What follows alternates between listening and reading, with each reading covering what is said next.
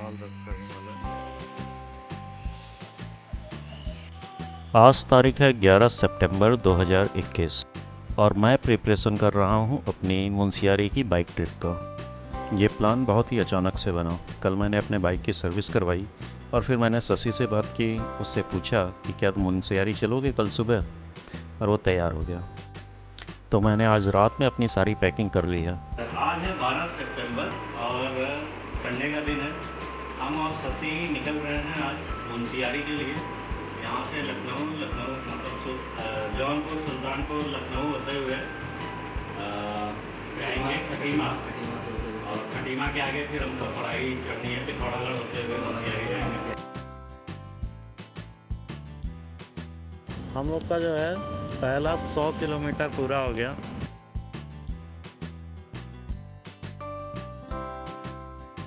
हम लोग लखनऊ पहुंच गए हैं और 12 बज रहा है। सुबह 6 बजे चले थे। पहला घंटा तो 20 किलोमीटर ही चले थे। 302 किलोमीटर पूरा चल चुका है। तो लखनऊ क्योंकि हम लोग जल्दी पहुंच गए हैं, इसलिए अब लखनऊ में रुकने का प्लान नहीं है। इसके आगे चले जाएंगे सीतापुर तक, या जहाँ तक भी जा सके वहाँ तक जाएंगे। अभी हम लोग लखनऊ के कैंट एरिया में हैं। अब आगे चलेंगे और देखते हैं, कहीं कुछ रेस्ट करेंगे, खाना पीना खाते हैं, कुछ चाय वाय सुबह से कुछ बस केला खा के चले। हम लोग ये क्या है, अवस्थी ढाबा एंड फैमिली पे रुके हुए हैं। एकदम इधर जो है मस्त पेड़ की छांव है, खटिया बिछी हुई है, ये देखिए।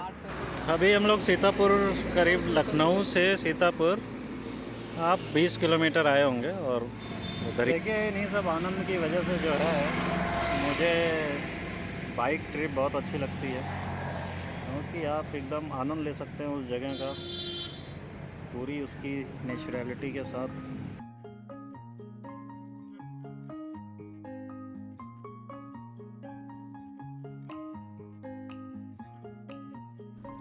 लंच करके और थोड़ा रेस्ट करके हम सीतापुर की ओर चल दिए।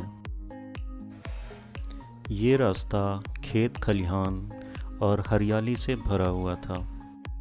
हमें यहाँ बहुत सारे केले के खेत दिखाई दिए। आपको सीतापुर शहर में एंट्री नहीं करनी है, बल्कि ये बाईपास लेकर सीधा लखीमपुर खीरी की तरफ चले जाना है। शाम 5:30 बजे तक हम गोला पहुँच गए। ये बनारस से करीब 450 किलोमीटर दूर है। Good morning. सुबह का करीब 5:14 हो रहा है। मेरी नींद 4 बजे से खुली हुई है। कल सो भी जल्दी गए थे, 9 बजे सो गए थे, इसीलिए जल्दी नींद खुल गई। ब्रश मंजन करके फ्रेश हो चुके हैं। शशि अभी नहा धो रहा है, फ्रेश हो रहा है। सुबह के 6 बज रहे हैं और हम लोग गोला से निकलकर खटीमा की तरफ बढ़ रहे हैं। यहाँ पर बहुत सारी शुगर मिल्स बनी हुई हैं। वो देखिए, उधर भी शुगर मिल है। हम गोला से खुटार जाने वाले रास्ते पर बढ़ लिए। यह रोड बिना डिवाइडर की है, पर अच्छी बनी हुई है, और साथ ही साथ इस रोड पर ट्रैफिक भी ज़्यादा नहीं होता।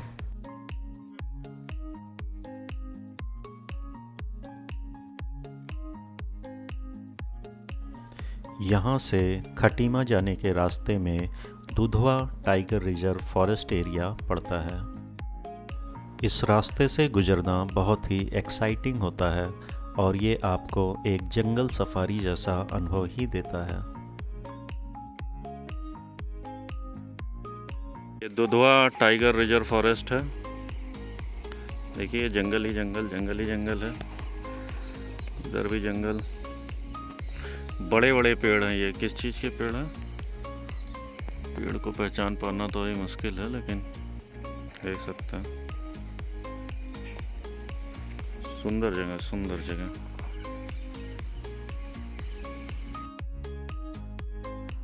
ये पूरनपुर सिटी में जाने का गेट है। यहाँ से खटीमा जाने के लिए आपको 2 रास्ते मिलेंगे। एक पीलीभीत होकर खटीमा जाएगा और दूसरा माधोटंडा गांव होकर और फिर पीलीभीत टाइगर रिजर्व एरिया से गुजरते हुए खटीमा जाएगा। पीलीभीत वाला 4 लेन का प्रॉपर हाईवे है और दूसरा रास्ता 10-12 फीट की सिंगल रोड है। हम लोग पूरनपुर से पीलीभीत जाने वाले थे, लेकिन पूरनपुर में एक सरदार जी से रास्ता पूछा तो उन्होंने बोला कि पीलीभीत जाके खटीमा जाने से बेहतर है कि मातो टंडा गांव होते हुए उधर से डायरेक्टली खटीमा जाया जाए, और वो रोड थोड़ा सा जंगल वगैरह से गुजरती है। अभी हम लोग पूरनपुर सिटी के अंदर से गुजर रहे हैं, शहर के अंदर से, मार्केट के अंदर से। तो अगर वो रोड अच्छी हुई और उसमें गड्ढे नहीं हुए तो हम लोगों को एक अच्छा रास्ता देखने को मिलेगा। हम पूरनपुर बाज़ार से बाहर मेन रोड पे निकल आए हैं। यहाँ से माधोतंडा गांव के लिए रोड पतली पर अच्छी हालत में है। ये नहर है या नदी है पता नहीं, लेकिन सामने पहाड़ दिखाई दे रहा है, वो देखिए दूर। ये रेंज दिखाई दे रही है पहाड़ की। अगर मौसम साफ़ है तो आप माधोतंडा गांव से ही पर्वत श्रृंखलाओं को देख सकते हैं। ऐसी पहाड़ी आज तक मैंने कभी नहीं देखी थी। ऐसा रेंज देखने में मज़ा आता है ना, दूर से। दूर देखो वो पहाड़ है, उसके पीछे पहाड़ है, उसके पीछे पहाड़ है, क्या बात है।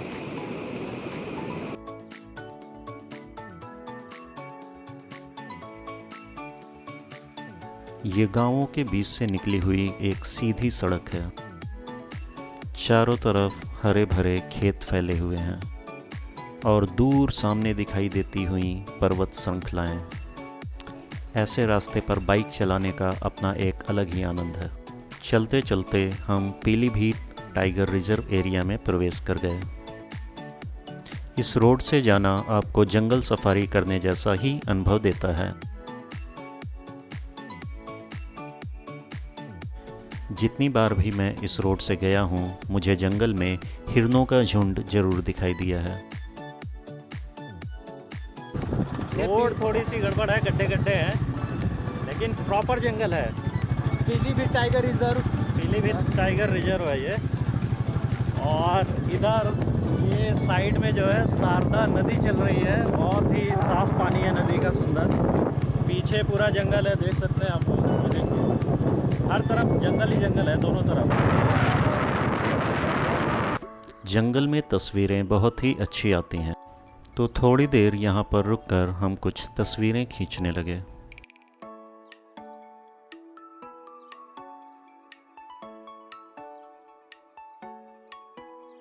यहाँ रास्ते पर बहुत सारे बंदर बैठे हुए थे।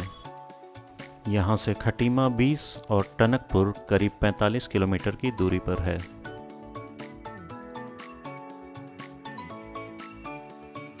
यहाँ से हम झनकैया फॉरेस्ट एरिया में प्रवेश कर रहे हैं। यह रास्ता गुजरता तो बहुत ही सुंदर जंगल एरिया से है, पर इसकी रोड पूरी गड्ढों से भरी पड़ी हुई है।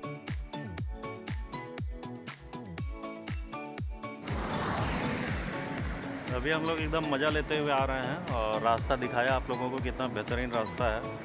हरियाली है, ये देखिए पीछे, ये ऐसा इस टाइप का रास्ता है। हम लोग आ रहे हैं खुटार गए थे ना, खुटार से तो आ रहे हैं। खुटार से 72 किलोमीटर खुटार। माधो टांडा गांव भी हम लोग मिले थे, जो है 26 किलोमीटर पीछे छोड़ के आया। अभी हम लोग पीलीभीत जंगल में आए हैं। पीलीभीत जंगल में एक जगह था, हम लोग को चाय पीने के चक्कर में रुके हैं, पर यहाँ पे कुछ पुलिस चौकी झनकैया, पुलिस चौकी झनकैया जगह है ये। झनकैया चाका चौकी है ये, लेकिन दूध नहीं है इसके इनके पास। पास। दूध न होने के कारण चाय नहीं बन पाया। कोई बात नहीं, आगे चल के आगे चलते पियेंगे। हैं।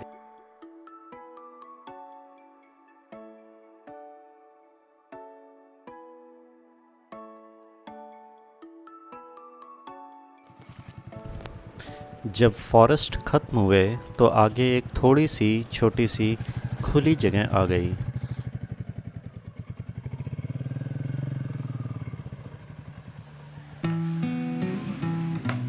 ये हम लोग एक जगह पे आए हैं, और क्या ही खूबसूरत जगह है। यहाँ से पहाड़ दिखाई दे रहे हैं दूर तक, और हम लोग रोक नहीं पाए अपने आप को। नीचे गांव भी है शायद, नीचे गांव है और वो दूर पहाड़ है। ओह माय गॉड,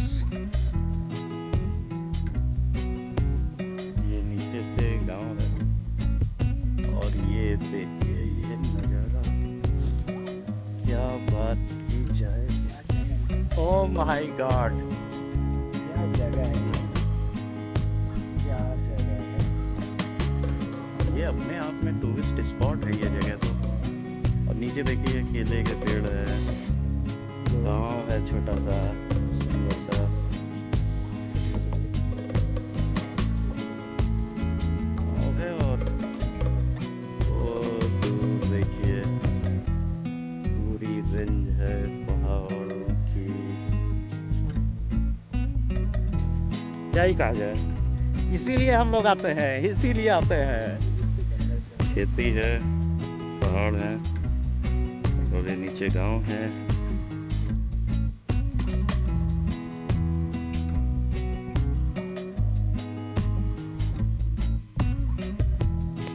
खटीमा और टनकपुर होते हुए हम आगे पहाड़ों पर चढ़ गए। ये देखिए कितना मेहनत का काम कर रहे हैं सब, चढ़े हुए। यहाँ शायद भूस्खलन हुआ है और उसके ऊपर पूरा जाली लगाई जा रही है, लोहे की जाली। इधर देखिए पूरा नीचे प्लेन। ये नदी मेरे ख्याल से शारदा नदी है।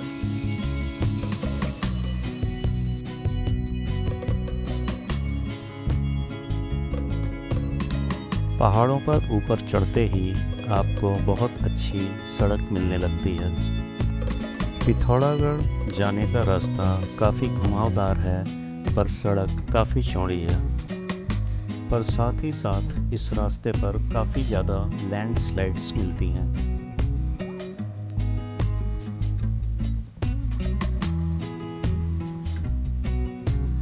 अभी एकदम क्या बोले तो मस्त मज़ा।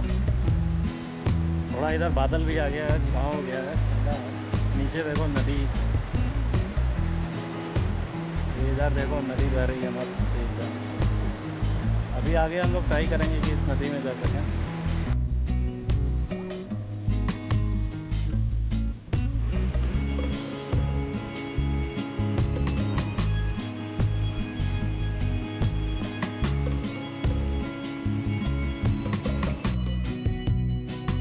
अभी हम लोग नीचे नदी में जाने का ट्राई कर रहे हैं और चाचा ने बताया कि इधर से रास्ता है, लेकिन इधर से कुछ दिख नहीं रहा है। ये चचा ने इधर घुमा दिया, लेकिन इधर जो है हाँ 4 व्हीलर उतर रही थी। एक ये रास्ता है, पर ये बड़ा ही ख़राब रास्ता है, यहाँ से बाइक फिसल जाएगी।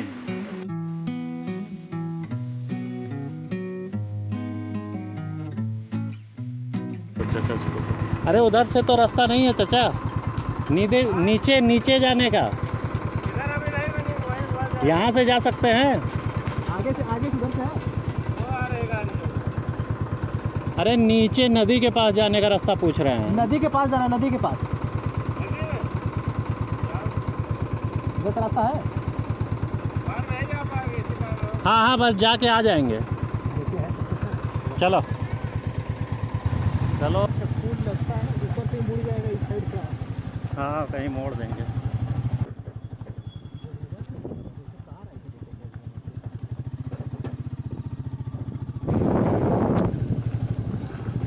राजकीय इंटर कॉलेज चल्थी जनपद चंपावत।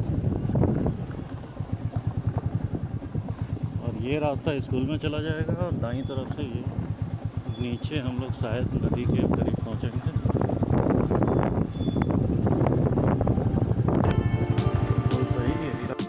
फाइनली हम लोग नदी के पास पहुंच ही गए और नदी के पास पहुंचकर हमारे दिलों को जो सुकून मिला, जाहिर सी बात है वो चाचा तो नहीं समझ सकते थे। नदी का साफ शुद्ध निर्मल जल बहता हुआ प्रकृति की गोद में।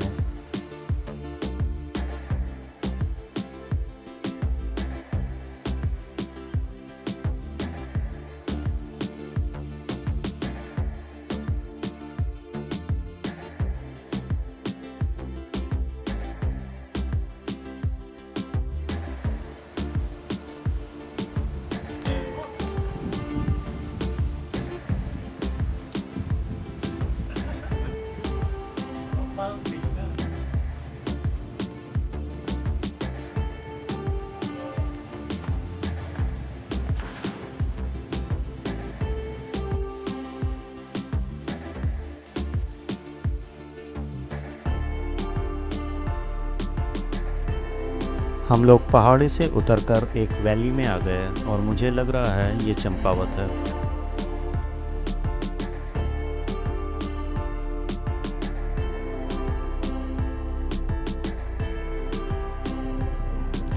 नगर पालिका परिषद चंपावत आपका स्वागत करती है। तो दोस्तों, हम पहुंच चुके हैं चंपावत।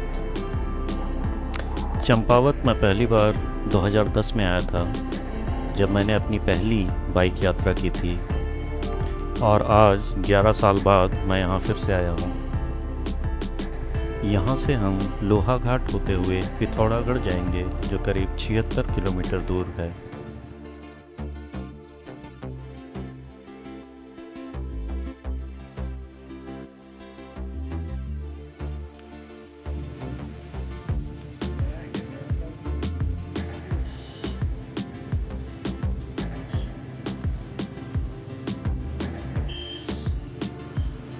मुंशियारी यहाँ से करीब 205 किलोमीटर की दूरी पर है।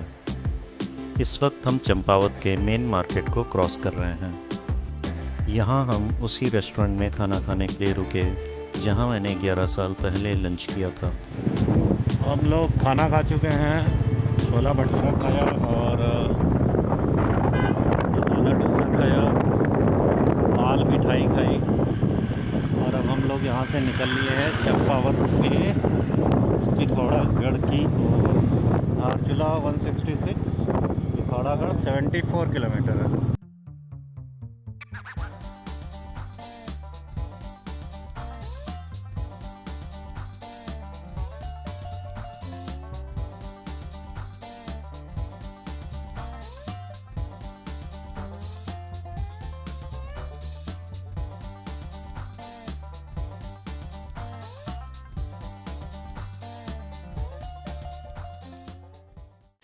दोस्तों, लोहा घाट की यह रोड मुझे बहुत ही पसंद है। इस रोड के दोनों ओर ऊंचे ऊंचे देवदार के वृक्ष हैं और एक तरफ नदी की पतली धारा बहती रहती है। ये है लोहा घाट का मुख्य चौराहा, जहाँ से बाईं तरफ का रास्ता काठगोदाम और सीधा रास्ता पिथौरागढ़ की ओर जाता है।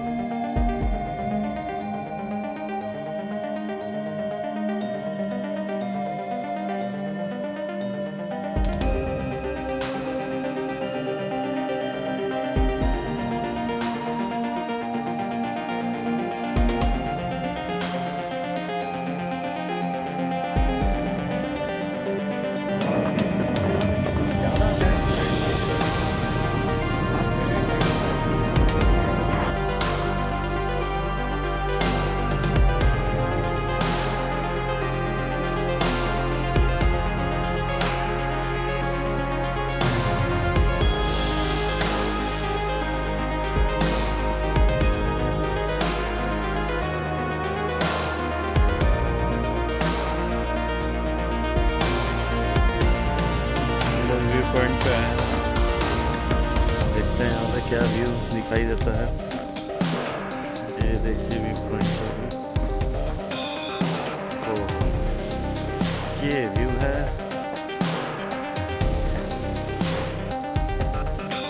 बादल तो एकदम धूप से थोड़ा तेज है।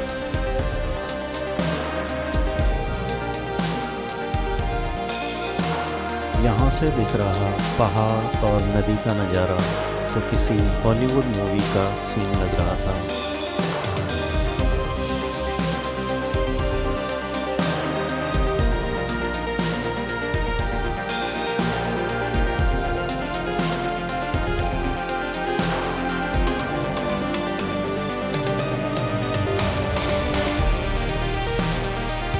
यहाँ तो पूरे पहाड़ का एक बड़ा हिस्सा ही रोड पर गिर गया था। इस रास्ते पर हमेशा ही लैंडस्लाइड्स को हटाने का काम चलता रहता है। बारिश में तो ये पूरा रास्ता ही लैंडस्लाइड्स के गिरने से ब्लॉक हो जाता है। बारिश के मौसम में सैकड़ों की संख्या में यहाँ पर लैंडस्लाइड होती है।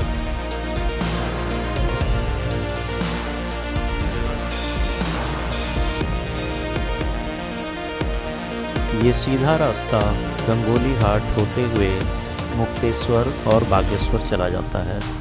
पिथौरागढ़ और मुंशियारी जाने के लिए हमें इस पुल से दाएं मुड़ना होता है।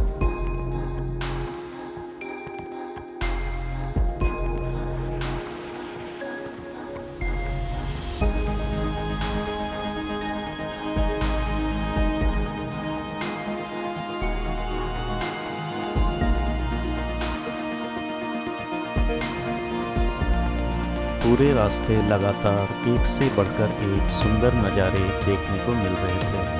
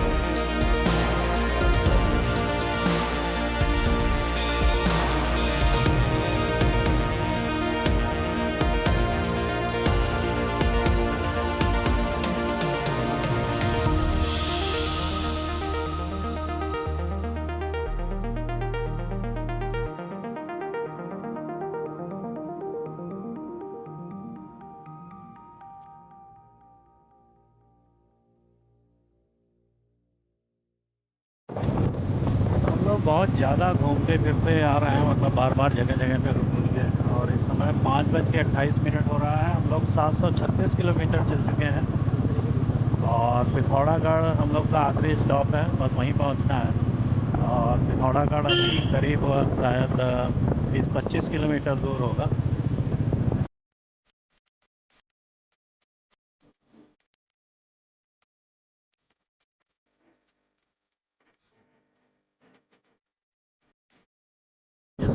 पिथौरागढ़ 12 किलोमीटर ही बचा है, खाली 20-25 नहीं है।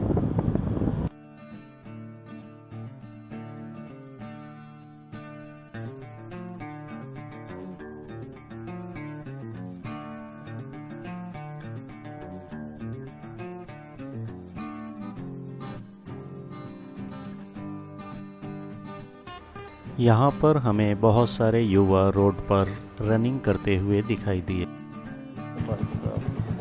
ओहो, ये देखिए झरना, सुंदर झरना। पहाड़ों पर मैदान का मिलना तो मुश्किल होता है, इसलिए बच्चे रोड पर ही क्रिकेट खेल रहे थे।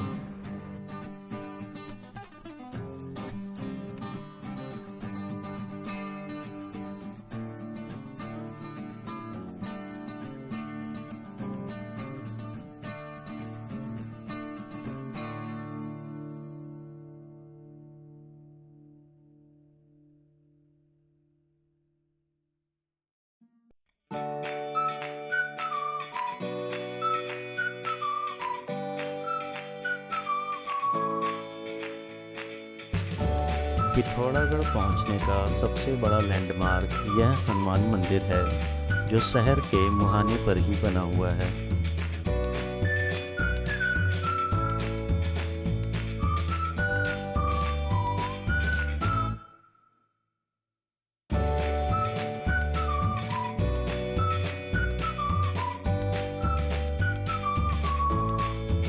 सामने पिथौरागढ़ शहर दिखाई दे रहा है।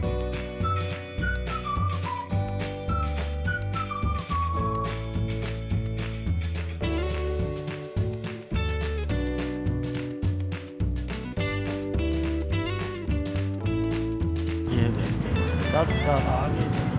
10 साल पहले हम इसी होटल में रुके थे, जुलाई 2010, होटल सम्राट। और ये आगे दाल फ्राई खाए थे होटल वर्मा में, दुर्गा में। ज़बरदस्त दाल फ्राई दिया, देसी घी डाल। और इधर बस अड्डा है। तो हम लोग जो है पहुंच गए हैं पिथौरागढ़ अपने होटल में है। और यहाँ पे क्या हुआ कि हम पिछली बार जब आए थे 2010 जुलाई में, 10 साल पहले, तो होटल सम्राट में रुके थे। तो सोचे कि पहले वहीं देखते हैं। होटल सम्राट में गए, उस होटल हम लोग गए थे तो उधर क्या पीछे का व्यू वाला जो रूम था वो खाली नहीं था। खाली नहीं था। तो पीछे सिटी का व्यू दिखाई देता है विंडो से, अभी दिखाएंगे, ये देखो ये विंडो से दिखाई देता है जब ऐसे। बाहर से निकलेंगे बालकनी में से तो दिखाया होटल जाएगा। मल में गए, उससे बोले तो बोला कि आगे वाला रूम जो है वो उसकी 800 का है और पीछे वाला रूम 1200 का है। तो कहा 1200 का क्यों है, तो कहता है कि पीछे से व्यू दिखाई देता है, ज़मीन आसमान का अंतर है रूम में। तो हालांकि ज़मीन आसमान का अंतर नहीं था, पीछे वाले रूम में एक बालकनी थी। फिर उसके बाद हम दूसरा रूम देखने चले गए, वहाँ भी ऐसा ही था टाइम पास। लेकिन तब तक नीचे आए तो शशि जो है शशि डील किया था कि जो है 500 में रूम दिलाएंगे आपको।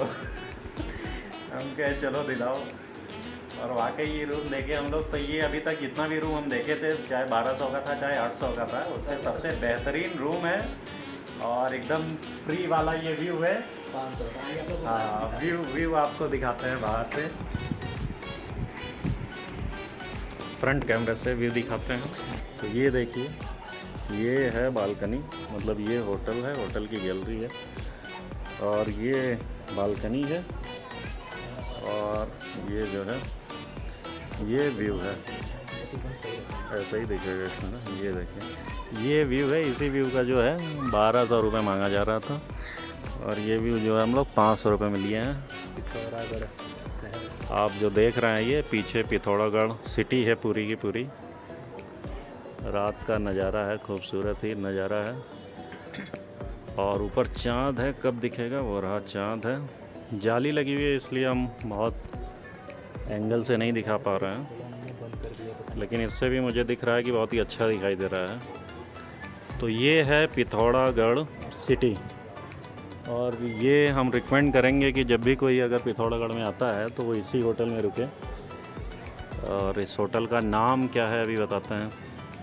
हाँ, होटल का नाम बताओ। होटल का नाम शशि कुछ बता रहा है कि रॉयल करके नाम। रॉयल समथिंग होटल का नाम है। अभी हम बाद में अपडेट कर देंगे कि क्या नाम है होटल का, लेकिन हाईली रिकमेंडेड है। इधर ही इस दीवार के आगे होटल सम्राट है, वो भी होटल ठीक है, उसका रूम सही है और सही देता भी है। हम लोग पिछली बार सस्ते में ही रुके थे, 600 में रुके थे शायद। शशि को जाता है इसका श्रेय रूम खोजने का।